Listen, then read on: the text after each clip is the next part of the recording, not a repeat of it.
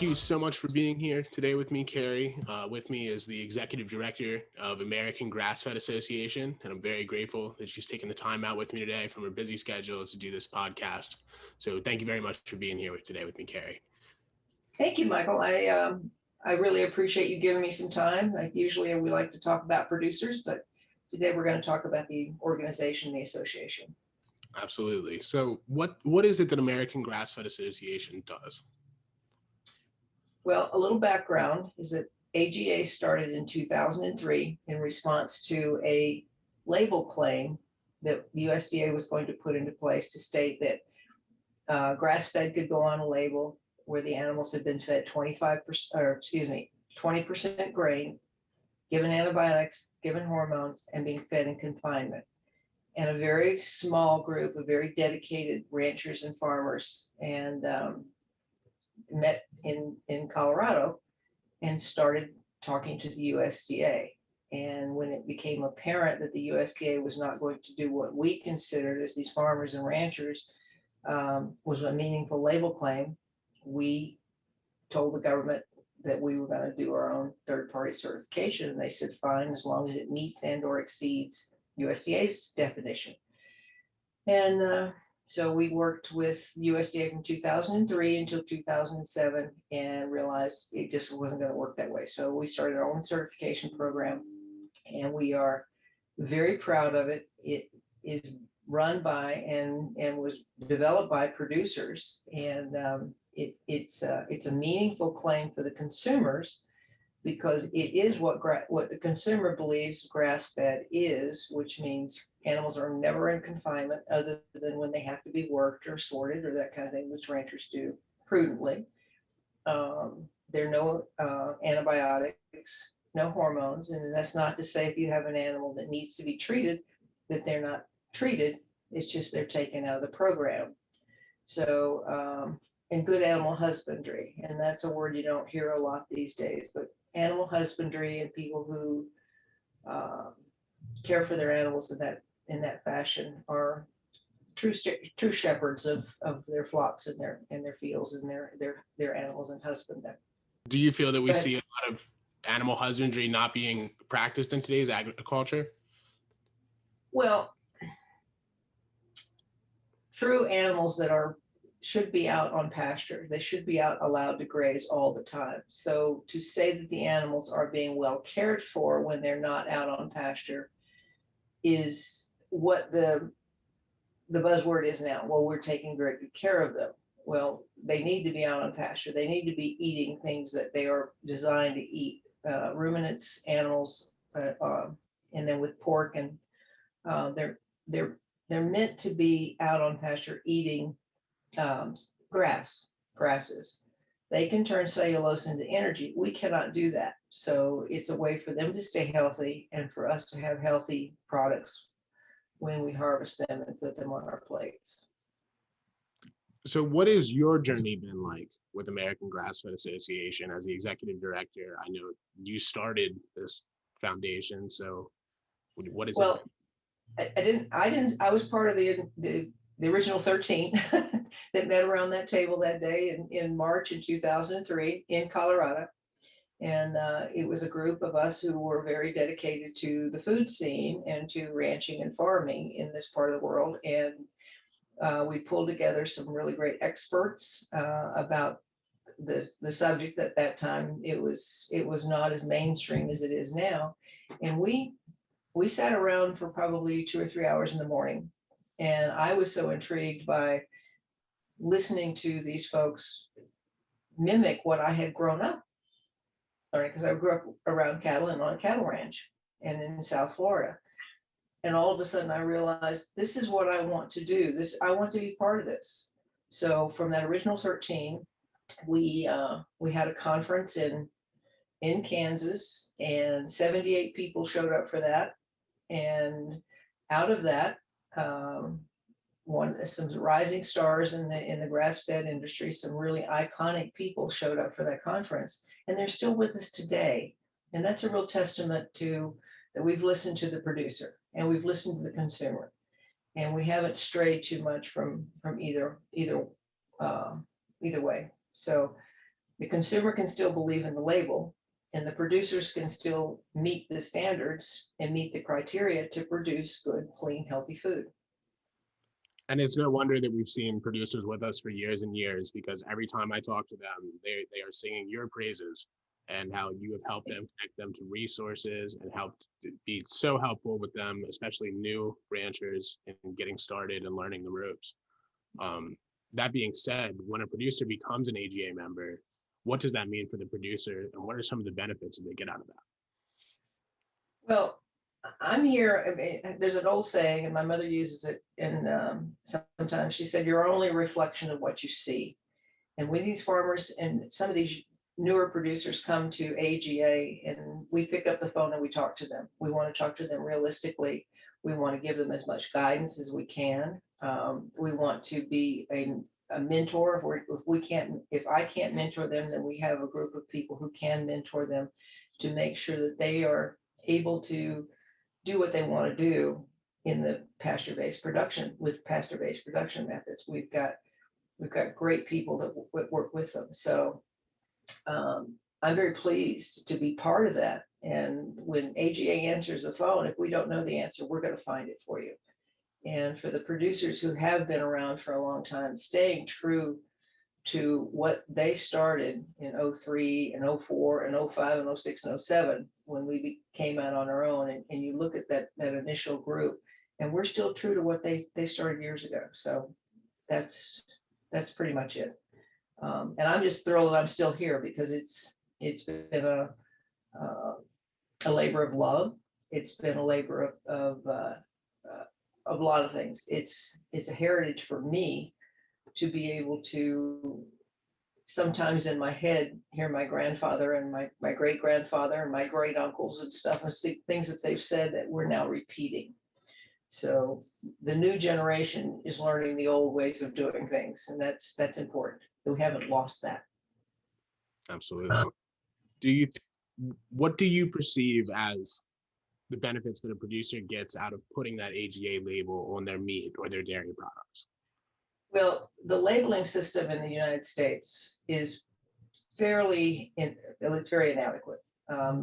Everything is done by affidavit. You can send a paperwork to the government and they look at it, and as long as your paperwork's in pretty good shape, then they give you the stamp of approval, and you can put grass-fed or other things on your label. We disagree with that, and we have disagreed with that.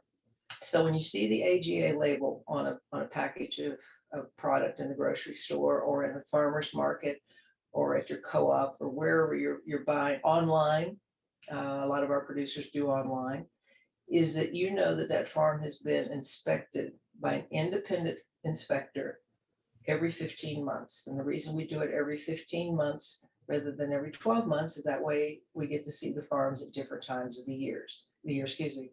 So that's a true testament of what these farmers will do to make sure that their products meet the AGA standards. Is they have an inspector come out and spend anywhere from 2 hours to all day with them, talking about their production methods, what they're doing differently, what they want to learn about, and all that feedback comes back to us, and then we take it and we review it, and it's reviewed, and then we send them a certificate to use the label on, to use our logo on their label. So it's not something that's taken lightly by these farmers, and that's very important. Right. And I know that Consumer Reports in the past has called our seal excellent. And I think that it shows so much value in the product, especially when I talk to the producers and they're talking about how long it takes to get a cow to market, right? When you're talking about doing grass fed as compared to a grain fed operation. And that is just such a value statement to see how much time and materials and efforts goes into raising the product rather than some industrial system. And it's a amazing label to have on your products. According to the Stone Barnes report, I read that 75 to 80% of grass-fed beef that's sold in the U.S. comes from abroad. Now, can you expand on the products, on the problems with foreign meat labeling? Well, there are many, and there are a lot of reports out there about how much offshore beef is coming in that's labeled product of the USA, and how much offshore beef is coming in labeled grass-fed. because there's really very little, if any, oversight on that. Now, if beef comes in from offshore, if it's repackaged in any way, if it's whatever, it can be then labeled product of the USA. And that's what we believe is an egregious affront to American family farms and farmers. Because when they put grass-fed on their label, and it's our label, it really is. We don't know. And for the USDA to allow that, we have been fighting this for years. We've filed petitions. We've gone to meetings. We've been in the media. We've worked with other groups, Family Farm Action, Sustainable, so Socially Responsible Ag Project, Farmers Union. All of those people have really, we've all stepped up together. And there's many of us stepped up together to say, this is wrong, let's change it. So it's not one overnight, but it's time for things to change. We've been at this long enough, and the consumer wants to know where their food is coming from. We learned that during the pandemic on a big scale. We had consumers for years that were trying to figure this out, but the pandemic kind of brought it close to home to a lot of people to all of a sudden realize, now, wait a minute, what are you saying here? And I think that the government, the USDA and the government right now is realizing that they have to realign and reevaluate their labeling process. So we're going to continue the fight. We were on calls, Greg Gunthorpe and I, from this policy and advocacy committee from AGA. We were on calls yesterday, the day before, the day. we're pretty much every day or email or doing something to make sure that we can get this solved. Why is that a problem for producers? Is it watering down the market? Well, the problem is that the cost of production is not being the cost of production is being externalized. For American family farms to produce grass-fed beef, it's more expensive. The stuff that's coming in from offshore, I'm not saying it's not good or bad, it's just not American. We don't know exactly how it was raised. They say it's grass-fed, they say this, they say that, but we want it to be American. So it's a problem because when you have major retailers at all saying that they're buying price and not quality. And we believe that the American family farmer needs to be on those retail shelves rather than something that's touted as product of the USA when it's not, it's coming in from offshore. Concerning issues with foreign meat labeling, with infrastructure for producers to be able to do what they need to do, and any other issues that you see, what would be the most helpful policies that we could implement for helping producers do things the right way? Well, like I say, the producers that are out there right now that are doing pasture-based production with grass-fed, it's for ruminant animals. It's for beef, bison, lamb, and goat. Those are ruminants. Those are animals with multi-chambered stomachs. For the pork and for dairy as well. For the pork, they're not 100% grass-fed, but they need to be out on pasture. So we need to realign the labeling that goes out into retail marketing. That's the most important thing that we can do. The other thing that we can do is to show producers that they can do it, because there's a lot of people say, I can't do that because they've never done it. And once we show them that producers are doing it and they can do it, then and that's a part of the education program, is that to take the naysayers and say, yeah, you can, it's easy. It's not easy, but it's a paradigm shift for them, but it can be done. And doing it profitably, as I've heard, by reducing their inputs greatly and getting more out of the land that they have. Yeah, well, put animals back on your land. It impacts your lands, your soils. But if you're doing it correctly, then your soils will benefit. Your animals will benefit. One of the things that we're doing, you talk about what we're doing for producers, is we are really drilling down on holistic animal health, so that we can show farmers how treat their animals holistically and not reach for pharmaceuticals or not reach for the quick fix and do this in a holistic way, we can really impact the whole cycle of animal health on the farm. So your animals are impacting the soils, your animals are healthier, and you can add more animals to your land because you've got better and healthier soils, which are producing healthier and more grass and forage for them. So what does it mean to a consumer when they're buying meat with the AGA label, and in the least term paper way possible? How can we describe that for consumers when they see that on a package? What does that mean? It means, it basically, without the term paper, it means four things.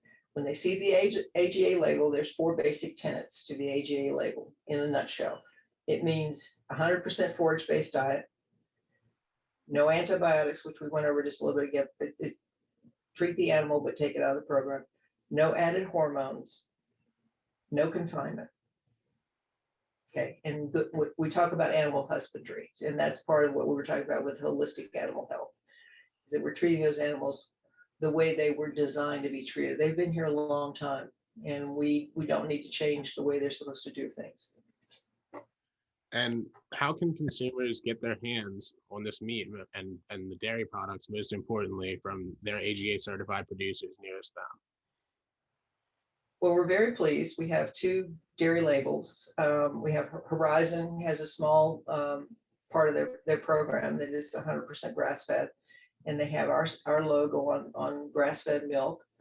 And then we also have Kelowna out of Iowa that has a wonderful program, and both of these labels have committed to these small dairies.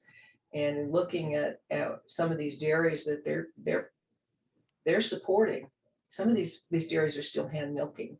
Some are very small. Some of them are the farms that they said they can't be saved. So we're very proud of those. As far as getting your hands on meat, and you can, in the grocery store, if you don't see it, ask for it.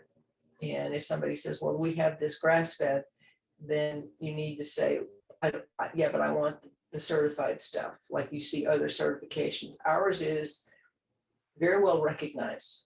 And we've got to stop the retailers, or ask the retailers to stop buying price and start buying quality.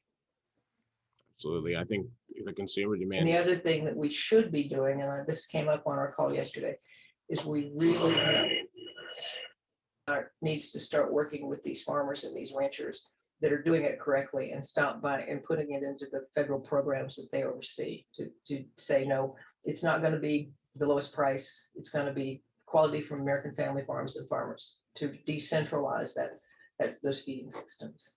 It's a very big subject, Michael. And of course, if you can't find it in your local grocery store, on top of asking for it, which is very important, because it's important to show consumer demand for these types of products so that we get retailers stocking the right things. But you can also come to our website under our consumers section. There's a map under the producers, find a producer near you tab. There you can find a producer that's closest to you, that's AGA certified, where you can get products that you are insured are from the USA, antibiotic and hormone free, and all the other wonderful things that Carrie has talked about today that are important about the AGA label. Well, I mean, yeah, our map is very important, because that's a starting point. And if you can't find something, then you pick up the phone or you email us, and we're very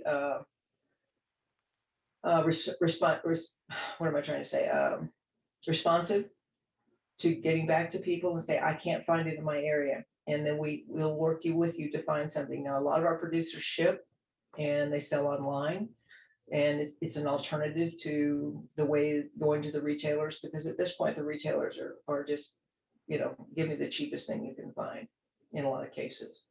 We do have one major retailer, Natural Grocers, that has put certified products in all of their stores. So, and there's some co-ops that have started doing that too. So it's a big ship, and we're turning it. So what should producers be doing if they want to get AGA certified and start getting involved with AGA? Well, we have a wonderful online platform where they can go to our website and they can fill out application forms online. They have to find an inspector. We don't hire inspectors for them. They have to go into our inspector list. It's all on the website. I'm sure Michael will give you a link to that, and that's the way to start. The other thing to do is to pick up the phone and call us. We'll be happy to talk to you about it, but it's a very, very, very simple process to get started. We've done a lot of work to make sure that it's not cumbersome for the farmer to get through this process. A lot of the certification processes out there are very unwieldy, and we didn't want that to happen to our producers. We want them to succeed. We're not here to stop them. We're not here to say, no, you can't do that. We're to say, here are the ways that you can do things to make yourself successful. Thank you so much for taking the time with me today, Carrie, and thank you to everyone who's tuning in. And we will see you soon on another episode of AGA's Producer Profiles. Thanks, Michael. I'm not a producer, but well, I still am, but yeah, we still have a farm, but I appreciate the time today to explain what AGA is, and you're a big part of that too. So thank you. Thank you.